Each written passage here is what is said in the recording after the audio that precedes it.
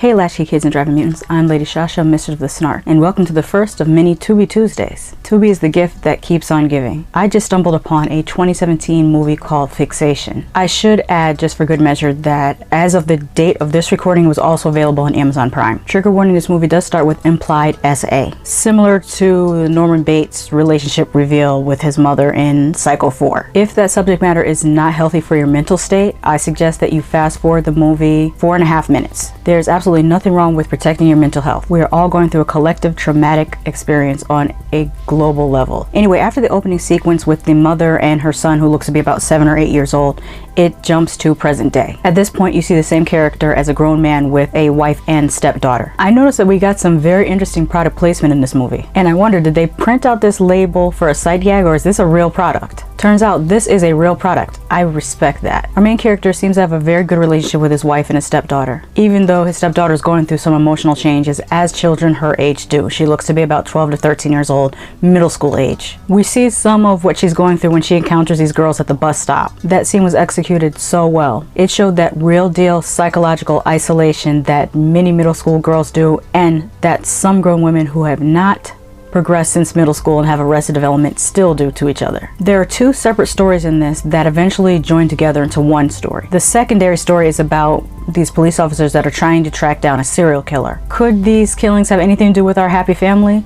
Or could they be in danger? I won't spoil it because this really does deserve to be watched. It's super low budget. I looked it up and it said that the budget was actually $10,000. It is shot on video, but it still looks pretty good. The shots and the camera work isn't bad, and the editing is pretty good as well. Not every shot looked great, but there were way more good than bad, especially when you consider the budget that they're working with. The soundtrack did consist of one song called Fixation, and they played that one song over and over and over again. At first I was like, oh my god, are they playing that song again? Then I was like, where's the song at? It grows on you. As good as I think they did with this, there are some parts that are laughably bad, like this graphic they used for the police station. I spoke too soon. Look at this iMovie news graphic they used for the news report scene.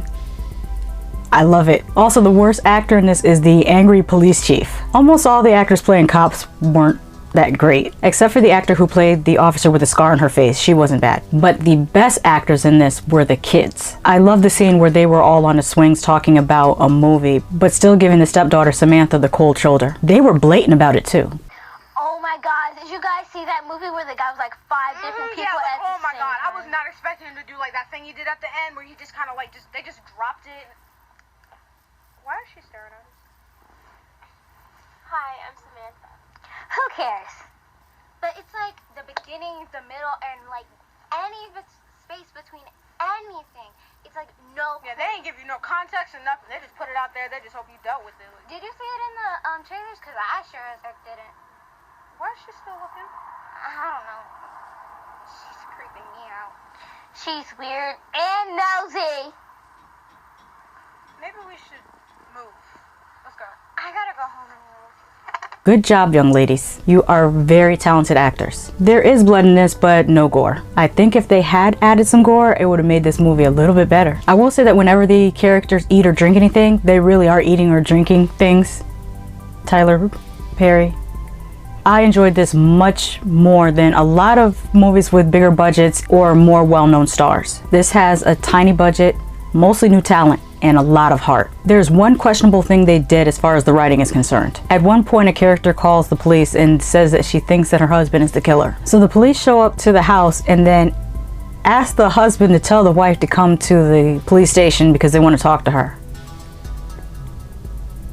One other thing that they had some trouble with is the audio. The dialogue gets really quiet at times. Other times there's very minor sound issues, like near the end of the movie. For example, you can hear the officer's badge hitting the mic repeatedly. Even with that issue, I still had fun watching this. I liked the ending because it was left open for a sequel. And of course, I immediately looked for the sequel and I found it. I'll be back in a moment to tell you all about Fixation 2: Uprising.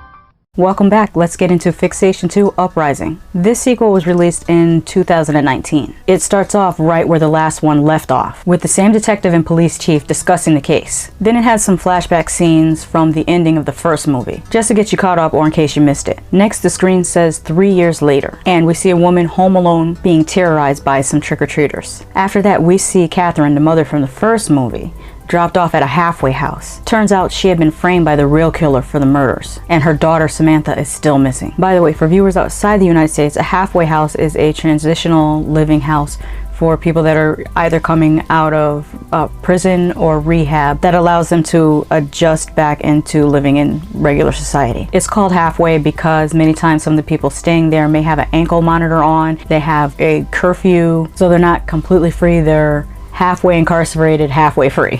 This cuts back to Samantha, who is now living with her biological father and other siblings that I'm assuming that this man has had with different women, because no two kids look alike. And no matter where they were previously, all the children seem to have found their way back to him. He may be crazy, but look at all the healthy food he gives his kids. You have some grapes, bananas, some orange juice, but this brown and pink color scheme on the wall is hideous. The kids explain that they have to spread the message through social media. They talk about abuse of authority and taking down the establishment. You know, like the average day on TikTok for Generation Z. Shout out to them. Remember how I said in part 1 the best actors in the movie were the kids? I think the writer and the director thought so too, because the child actors are featured much more prominently in this sequel. There is a federal investigation scene that is hilarious for so many reasons. First off, so this isn't just a Tyler Perry Studios problem.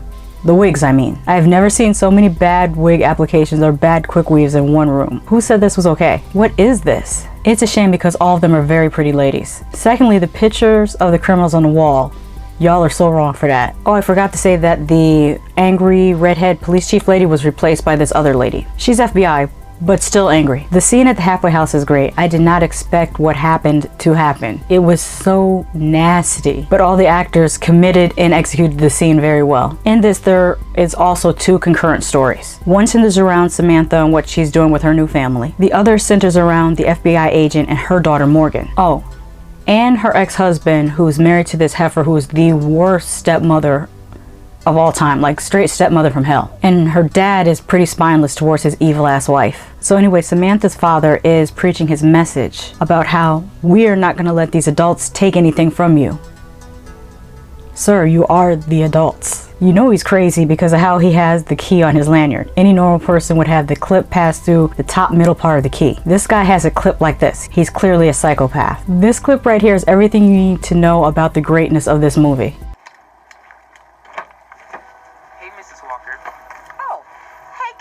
What can I do for you? We had a question about the assignment. Oh, okay, give me 1 second. Okay, shoot. Good choice of words. Excuse me? Did you see that? That was awesome. See, this is what I'm talking about. The way she jogged away. I forgive the CGI for this in this movie alone. By the way, the budget was double that of the first movie, and that's $20,000 this time. I wonder what they used it on. Gertrude, the news lady, is back. Side note, apparently when you go to this halfway house, they cut your hair and issue a white t-shirt. Ooh, another side note. Remember the angry FBI chief? Why does she have the same arrest pictures in her office? Plus a picture of Trump. The technical stuff is about the same as in the first movie. Except for, I think in one scene they actually used car headlights to light the scene. I'm not mad at it though, because it was a pretty good scene. There's ad placement in this movie as well. This time it's for Renee's Essence Island Girl Shea Butter, vitamin E, aloe vera, and essential oils for your hair. That's a good mix. The website is there on the jar and I visited it.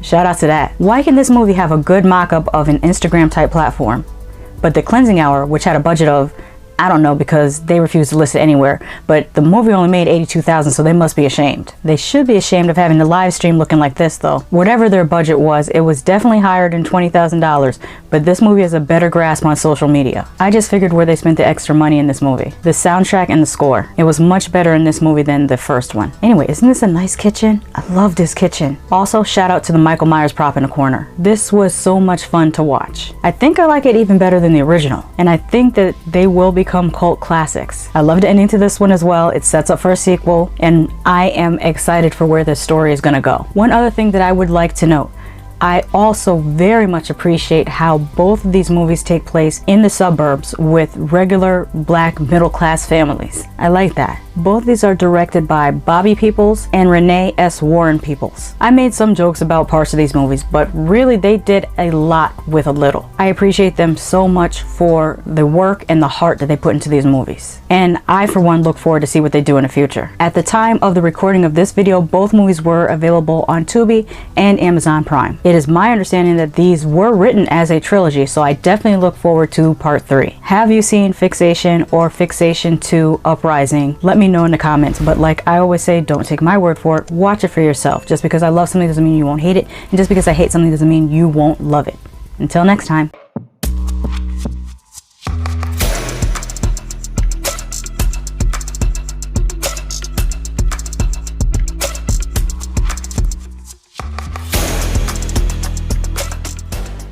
Hey, did you know that I work for tips now? You can hit me up on Venmo or Cash App. While I'm happy to receive the type of coin that jingles, I love to receive the type that folds.